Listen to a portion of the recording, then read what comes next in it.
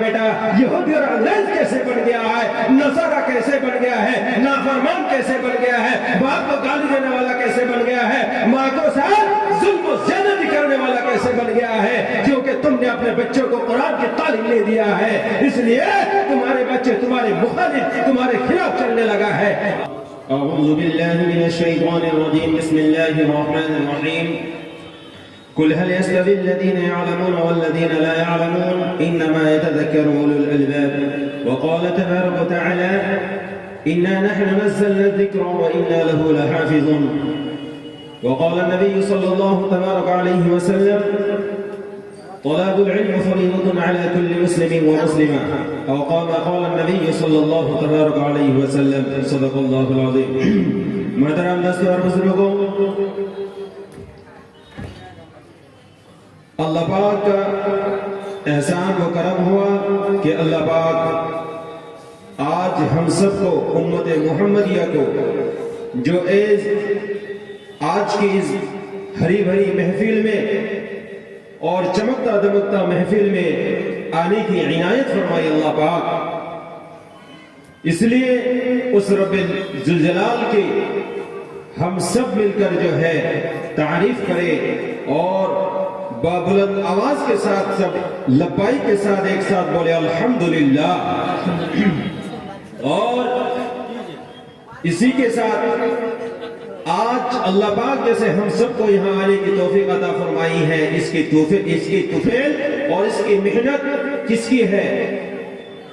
ایک شخص وہ جو آقا نامدار محمد رسول اللہ صلی اللہ علیہ وسلم جس نے ساری زندگی امت محمدی کی امت کے لیے محنت کر کے امت کو سچایا ہے، صحیح راستے پر لایا ہے، اس شخص کے اوپر، اس نام محمد کے اوپر ہم سب مل کر محبت کے ساتھ درود پاک کریں صلی اللہ علیہ وسلم۔ محترم دوستو اور بزرگوں، سب آدمی جو ہے جتنے بھی وقت آئے ہیں، مبلغین آئے ہیں، سب جو ہے بنگلہ میں بیان کیا ہے۔ میں چاہتا ہوں کہ تھوڑا سا میں بھی اردو میں بیان کروں کیونکہ وقت تھوڑا ہے، اس لیے میں زیادہ بات کو لمبی نہیں کروں گا، عرض کروں گا صرف قرآن و حدیث کے لیے قرآن پڑھ کر آدمی کو کیا فائدہ ہوتا ہے، ماں باپ کو کیا ملتا ہے، ماں بہنوں کو کیا ملتا ہے، اس سے ہمیں کیا ملا ہے، اور اس قرآن کے پیچھے اللہ کے نبی صلی اللہ علیہ وسلم نے کتنی محنتیں کی ہیں۔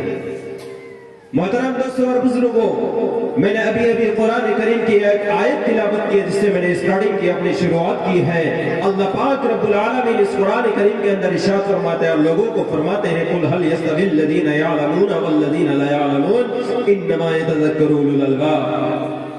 اس قرآن کے اندر اللہ نے فرمایا اے دنیا والو تم جان لو کہ وہ شخص جو مجھے جانتا ہے، علم جانتا ہے، اچھی بری کی چیز کی تمیز رکھتے ہیں، مسئلہ مسائل جانتے ہیں، جنہوں نے اللہ پاک کے قرآن کو پڑھا ہے، حدیث نبی بھی کو پڑھا ہے، وہ اور ایک عام آدمی برابر کبھی نہیں ہو سکتا ہے۔ ہو سکتا ہے بھائی؟ کبھی نہیں ہو سکتا ہے۔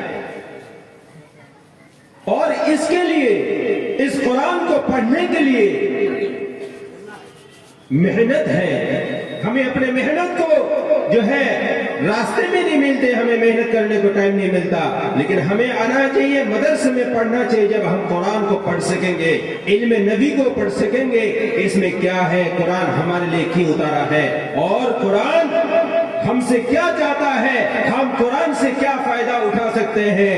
قرآن، جس قرآن کے بارے میں اللہ پاک نے فرمایا ذالک الکتاب لا ریب فیہ ھدی للمتقین، بے شک اس قرآن کے اندر کسی طرح کی کوئی ملاوٹ نہیں ہے، کسی طرح کی کوئی بھید بھاؤ نہیں ہے۔ جو اس کو پڑھے گا اللہ پاک اس کو جو ہے ہدایت اور متقین میں شمار کرے گا۔ ایک بار زور سے بولو سبحان اللہ۔ میرے محترم دوستو اور بزرگوں، اس قرآن کو اللہ پاک نے نازل کیا ہے اور اس کی حفاظت کی ذمہ دار بھی اللہ پاک نے خود لیا ہے، اس لیے اللہ پاک نے فرمایا انا نحن نزلنا الذکر وانا له لحافظون، میں نے اس قرآن کو اتارا ہے دنیا کے اندر اس قرآن کی حفاظت کے لیے، اس کے سرکشا کے لیے، اس کی ذمہ داری میں نے خود لی ہے۔ میرے محترم دوستو اور بزرگوں، اس قرآن کے لیے اللہ کے نبی نے کتنی محنت کی ہے, آج جو صحابہ نے کتنی محنت کی ہے, آج اس قرآن کی طرف ہمارے بڑے بڑے آدمی جو اپنے آپ کو بہت بڑا رئیس سمجھتے ہیں لیکن اس قرآن کی طرف ذرا سی بھی رغبت نہیں فرماتے,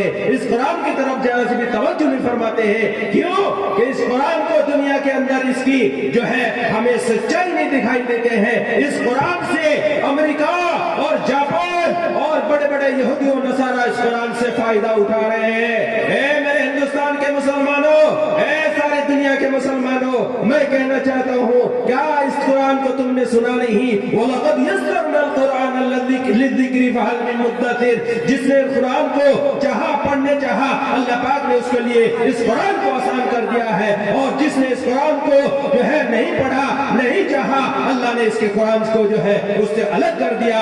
اس قرآن کو جو ہے میں کہتا ہوں یہ اس کو رد و بدل کرنے کے لیے, اس کو بدلنے کے لیے, تبدیل کرنے کے لیے بہت سارے یہودی نصارہ اور مشرکین کفار نے بہت کوشش کی, لیکن اللہ پاک نے اس قرآن کو اسی طریقے سے محفوظ رکھا ہے جیسے اللہ پاک نے خود اس قرآن کو جو ہے نازل کیا تھا. سبحان اللہ سبحان اللہ.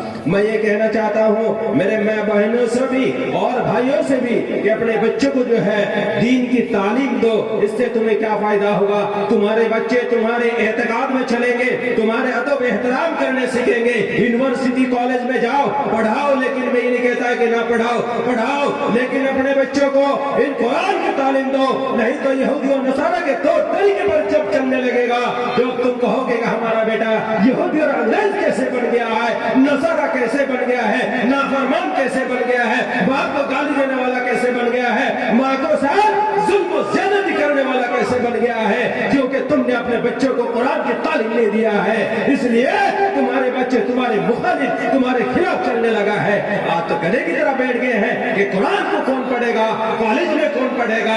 ہم پڑھائیں گے اپنے بچوں کو کالج میں, یونیورسٹی میں پڑھائیں گے کیونکہ ہمیں نوکری ملے گی, ہمیں پیسے ملے گی, لیکن اس قرآن کو پڑھنے سے اللہ نے کیا فائدہ ہے کہ 1 حرف پڑھو گے تمہیں 10 نیکیاں ملیں گی انشاءاللہ العزیز. سبحان اللہ. بلو دنیا کی پڑھائی پڑھنے سے کچھ نیکیاں ملیں گی, تمہیں لاکھ ملیں گے, لیکن قرآن پڑھنے سے تمہیں جو ہے ثواب ملے گا. تم مر جاؤ گے, کسی بچے کا ماں باپ مر جائے گا, اس کے لیے اس کا بچہ جو ہے قرآن پڑھ کر کے اس کو دعا کریں گے, اس کو بخشے گا.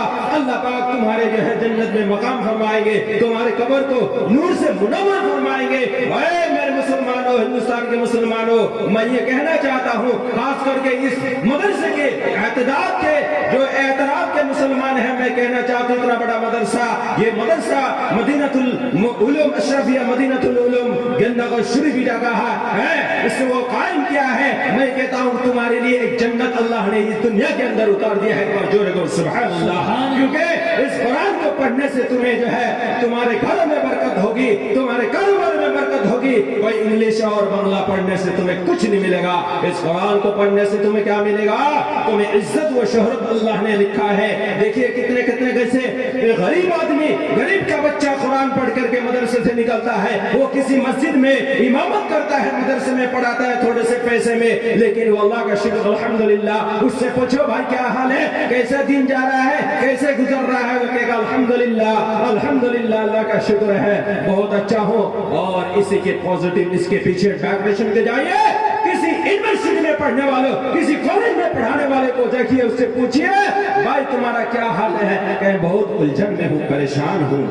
کتنا تنخواہ کتنا ملتا ہے بنگالیوں, ویتن کتنا ملتا ہے 60,000, اور اوپر سے گھوس کھاتا ہے حرام خور, اور اس حرام خور کو ابھی بھی پیٹ نہیں بھر رہا, کہ اللہ میں پریشان ہوں. کسی مکتب میں مسجد میں پڑھانے والوں کو پوچھو کیا حال ہے, اللہ کا شکر الحمدللہ, اللہ بہت اچھا رکھا ہے, اس کی بیوی کو پردے میں رکھتا ہے. اب یہ منافق کے جو لوگ چمچے ہیں, یہ کہتا ہے کہ دیکھو اپنے بیوی کو ڈھک کے لے کے گھومتا ہے.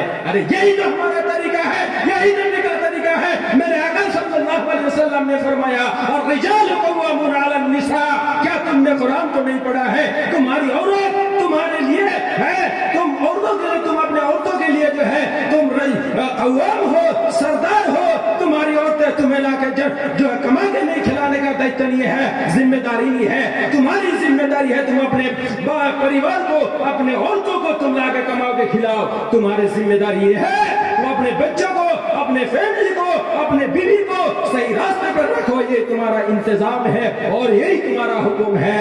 ये नहीं तुम अपने बीबी को भेज दो और अपने घर में बैठ करके दुनिया की भगत मारने लगो, कुछ नहीं मिलेगा। ओए मुसलमानों, कल क़यामत के दिन तुम्हारे बीबी के बारे में पूछा जाएगा, तुम्हारे लड़कियों के बारे में पूछा जाएगा, तुम्हारे बच्चों के बारे में पूछा जाएगा कि तुमने अपने बच्चों को, अपनी बीवी को, अपने आले औलाद को कैसे रखा था, क्या तरीका था। मेरे आका सल्लल्लाहु अलैहि वसल्लम ने क्या इस दिन के खातिर, इस कुरान के खातिर अपने दिन, अपने अज़दाद व हबाब, अपने पूरी फैमिली, अपने पूरे खानदान को क्या मिटा नहीं दिया। क्या हुसैन के बारे में तुम क्या फरमाओगे जब अल्लाह पाक तुम्हारे से हिसाब लेगा कि बताओ मुसलमानों, मेरा हुसैन, मेरे नबी के नवासा, सहीना नवासा जब कट रहा था करबला के मैदान में, तो क्या कह रहा था, या उम्मती उम्मती, उम्मत के लिए, दीन के लिए अपने सर को तंग किया है, अपने सब कुछ निशावर कर दिया है। और मुसलमानों, वो उस वक्त वो समय, वो टाइम अभी खत्म नहीं हुआ है, अभी भी मुसलमानों पे जुल्म हो रहा है, अभी भी जुल्म हो रहा है मुसलमानों के ऊपर। जिस मस्जिद के बारे में कल भी ऐलान हुआ था, जलसा हुआ था, है वो मस्जिद अक्सा है। यहूदी नसरियों ने आज भी उस मस्जिद को कब्जा कर लिया है। और मुसलमानों, अगर तुम क्या अपने पैसे से इमदाद नहीं कर सकते, ये तो कर सकते हो कि थोड़ा सा उसके लिए दुआ कर दो, थोड़ी दुआ कर लो, एक रोजा रख लो। फिलिस्तीन के मुसलमान अपने मासूम बच्चों को लेकर के गोद में रो रहे हैं कि मस्जिद अक्सा की हिफाजत के लिए अगर हमारे गोद के ऐसे हजारों बच्चे, ऐसे हजारों मासूम बच्चे अगर चला जाए, हम कुर्बान करने के लिए तैयार है। लेकिन मस्जिद अक्सा को, अल्लाह के हुक्म को, कुरान को हम जिंदा रखेंगे इंशाअल्लाह। इसके लिए हमारी जिंदगी चली जाए। और मुसलमानों, अगर तुम अपने तन मन से नहीं मदद कर सकते, कम से कम इन मजलूम मुसलमानों के लिए दुआ तो कर सकते हो, नमाज पढ़ सकते हो, रोजे रख सकते हो। खास करके आज की रात, एक रात उस फिलिस्तीन मुसलमानों के लिए, उन मुस्लिम फिलिस्तीनियों के लिए रख लो, जिनके लिए, जिन्होंने सारी जब से ये मस्जिद अक्सा कायम हुई है और जब से वो यहूदी नसारा वहाँ जो है बशिंदा हो गए, वहाँ बस गए हैं, और जब से ये फिलिस्तीन के मुसलमान जो है परेशान है, उनके लिए दुआ करो। मुसलमानों, आज भी तुम्हारा यही तरीका है यहूदी नसारा वाला। आज तुम जलसा सुनने के लिए आए, घर से नियत करके चला है कि हम जलसा सुनने के लिए जाएंगे, वहाँ दीन की बातें होगी, हम सुनेंगे। और देखते हैं कि कोई रास्ते में खड़े, कोई उस पुल में खड़े, कोई उधर खड़े हैं। और मुसलमानों, अल्लाह के नबी के सामने जब तुम्हें खड़ा कर दिया जाएगा तो तुम क्या सुनाओगे, क्या कहोगे? यही कि झूठ बोल करके वहाँ महफिल में आए थे और वहाँ से उठ करके गप्पे मारने चले गए। मुसलमानों, इससे कुछ नहीं होने वाला। अगर तुम्हारा नियत जलसा सुनने का है, अल्लाह को राजी करने का है, नबी के राजी करने के लिए है, तो आओ, मैं तुम्हें आवाज देता हूँ, आओ सब आकर के इस महफिल में आकर के बैठ जाओ। अल्लाह ताला हम सबको जो है इस पर अमल करने की तौफीक अता फरमाए। मैं एक शेर पढ़ करके जो है अपने बात को खत्म करता हूँ। किसी बुजुर्ग ने अपनी किताब में लिखा है, उल्फत में बराबर वफा हो के जफा हो, हर चीज में मजा है अगर दिल में जगह हो। दिल में जगह बनाना जरूरी है, दिल में जगह नहीं है और इस कान से सुन लिया, इस कान से निकाल दिया, अपने दिल और दिमाग को अल्लाह के रास्ते में, अल्लाह के हुक्म के मुताबिक, नबी के तरीके के मुताबिक अगर इस्तेमाल नहीं किया, वो बेकार है, बेकार है। वाहिर दावाना अल्हम्दुलिल्लाहि रब्बिल आलमीन। अस्सलामु अलैकुम व रहमतुल्लाहि व बरकातहू।